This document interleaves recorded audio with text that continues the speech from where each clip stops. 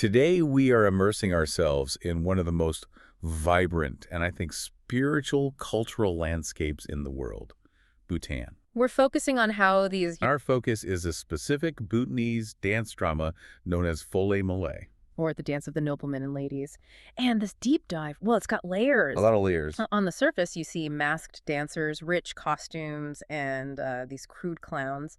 But beneath that, we're uncovering a profound Jataka tale, the epic story of a prince named Norsang. And that's really the core of it. We want to understand how this ancient story is now being used to deliver critical messages today. Things like domestic violence, reproductive health, and substance abuse. It's an astonishing journey, tracing a narrative from, the 8th century all the way to modern public health. Absolutely.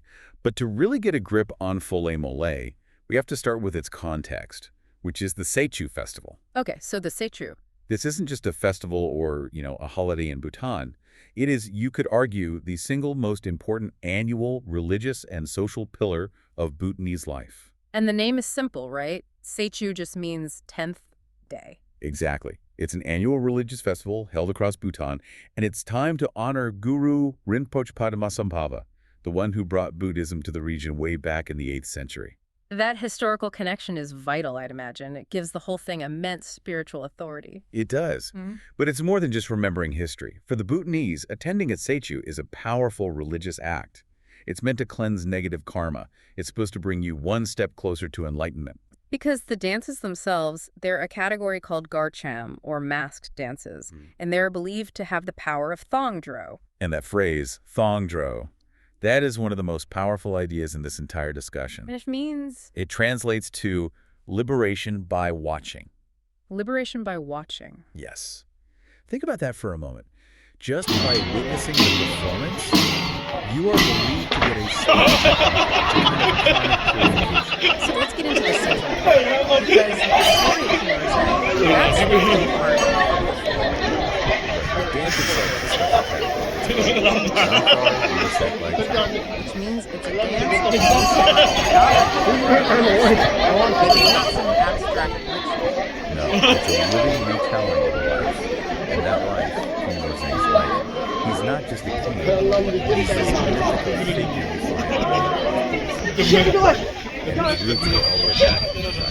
And just as a quick reminder for you listening, the Jataka tales are foundational. They're the stories of Buddha's previous lives, and they're meant to be moral.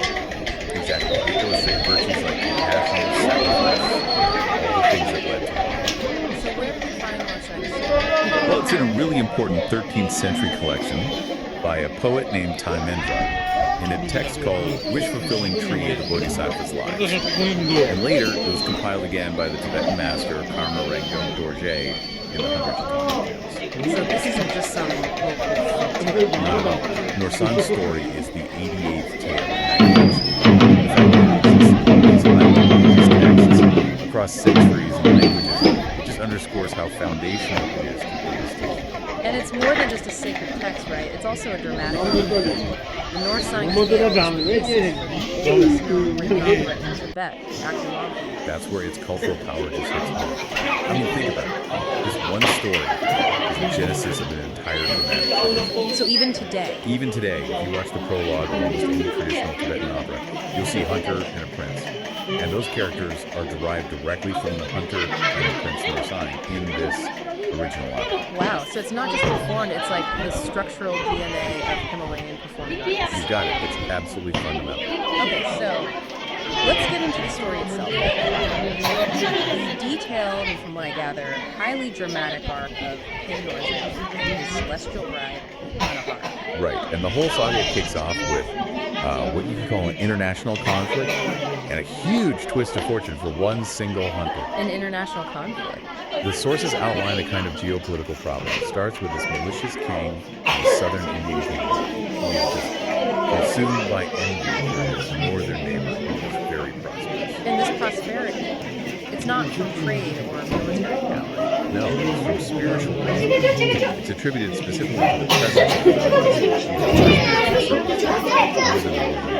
Okay, so the malicious king decides to attack his spiritual foundation. Exactly. He hires an immoral practitioner of dark arts to try and lure the traditional knights away. But the plan fails. It does. He stops the deeply grateful. The hunter protected the very source of the kingdom's prosperity, so she invites him into her underwater realm. A classic mythological move. And she gives him a reward. An extraordinary, a special, incredibly potent wish-granting machine. So this hunter goes from being a commoner to someone with immense cosmic power, just like that. Just like that. It's a staggering rise in status. Yeah. But the story pivots very quickly from spiritual gratitude to a much more earthly obsession. The hunter takes his jewel and he consults a second person, well into the This yogi explains the jewel's capabilities, but in doing so, he inadvertently sets up to kill Jack. What does he tell him?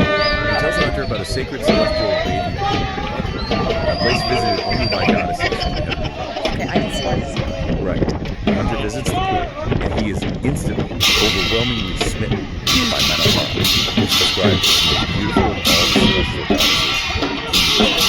His desire is to be And this is where we see the hunter's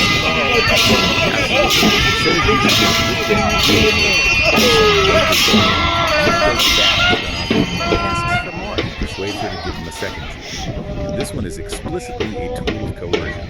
It's a jewel with lasso-like powers, capable of literally ensnaring and capturing the hunter. That is a stunning role failure. He has the power of wish fulfillment, and he chooses the power of capture. He seizes Manahara, and her reaction is immediate despair. She's a celestial goddess. And the idea of being forced into this life with a low-class hunter is so awful that the text says she would rather die than be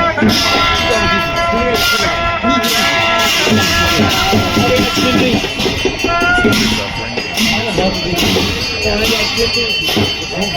The hunter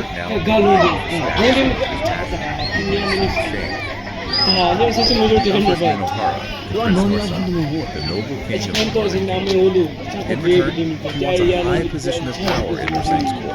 And Norsang accepts. He does. He's impressed by her celestial beauty and grace.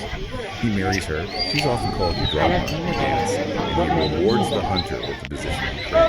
But this isn't a simple happily ever after moment, because Norsang already has other wives. He has 500 other kings. 500 established wives, all watching this newcomer, a goddess captured by a hunter under their court. That number 500 immediately frames her as the ultimate outsider. And the existing queens, they resent her instantly. They scorn her background, calling her a wanderer brought in by a hunter's son. This very human courtly jealousy is what drives the rest of the tragedy. It's a perfect illustration of worldly attachment causing suffering, which is the core spiritual lesson. Exactly. These jealous queens, they waste no time. They start plotting. This is the third character. Another yogi, Hari, who is known specifically for his deceitful nature. So Hari is the instrument of their betrayal. The perfect instrument. His job is to create a crisis that gets Norsang out of the picture. So he starts subtle by causing Norsang's father, the elder king, to have a series of very disturbing dreams. And when the father seeks guidance, Hari is waiting. The worried king asks for a divination, and the deceitful yogi executes his plan. He claims, falsely, that wicked wild men of the north are plotting an immediate overthrow of the kingdom. and he says only Norsang can stop them. Only Prince Norsang has the strength and nobility to counter this threat that, doesn't actually exist. A completely calculated lie. And it works. After a big ceremony, the king's father is convinced, and Norsang is sent off to fight a phantom war.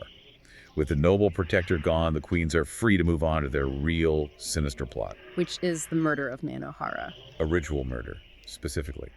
While Norsang is away, Hari goes back to the father and convinces him that Manahara isn't a goddess at all. He says she's a demon. The source of all the kingdom's troubles. Exactly. And the proposed solution is horrifying. He says her heart must be torn out, and the fat from it must be used in a bathing ritual to appease the kingdom's troubles. That is just. It shows how easily fear and superstition can be weaponized. It does. And the father, already convinced of the external threats and now believing his son's wife is a demon, is tragically persuaded.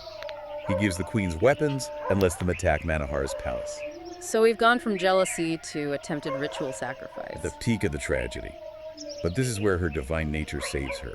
She is a Dakini, and she is able to escape. Oh, She has a special necklace given to her by the well-intended yogi, the one who helped free her from the hunter in the first place. and using its power, she flies away. She flies into the skies toward her home in the heavens, far away from all this human betrayal. But she doesn't just flee. No, and this is a key detail.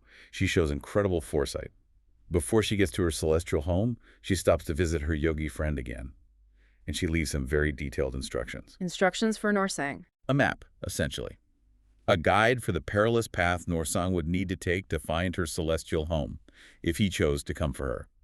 It's a message of enduring love and hope, even in the face of death. And meanwhile, Norsang returns from his war.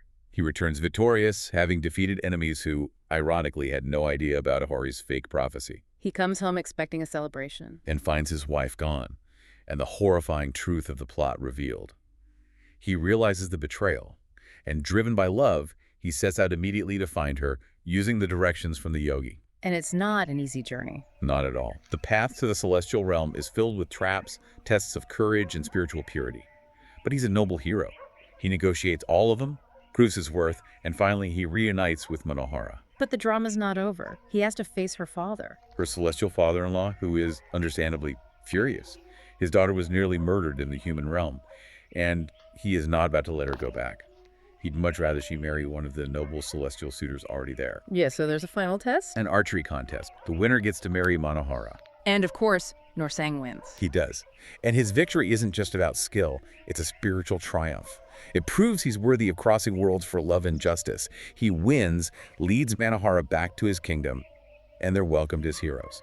And the villains get what they deserve. Order is restored. Hari and the jealous queens are punished, and King Norsang and Queen Manohara finally rule in harmony.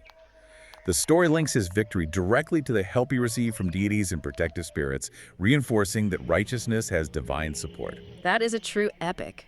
So complex. But what's so fascinating is how this huge multi-act